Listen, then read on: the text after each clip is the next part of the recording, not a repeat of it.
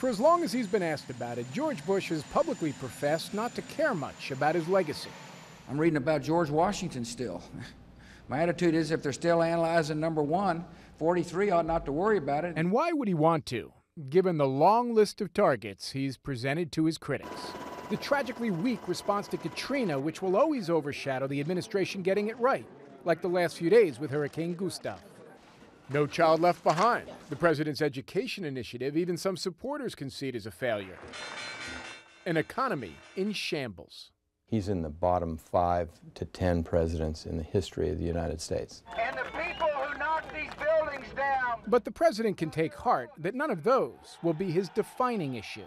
I think the assessment of President Bush begins not with Inauguration Day, So help me God.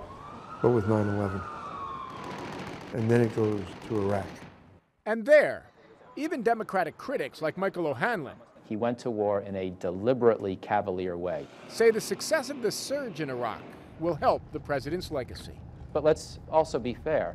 Iraq now seems to be a quasi-functioning democracy without weapons of mass destruction, without genocides against its own citizens or attacks against its neighbors. So to some extent, we got to give the president his due. Still, presidential legacies are by their very nature exercises in comparison. So if you want to understand the stature of this two-term Republican president, compare it to the last one. In 1988, with Reagan in the mid-50s in popularity, everybody was clamoring for a third term of Ronald Reagan. And now the only people who are talking about a third term for President Bush are the Democrats. It seems indisputable that George Bush will address this convention greatly diminished from his previous appearances. If the first draft of history is written by reporters, the historians, like James Thurber, are about to get their turn.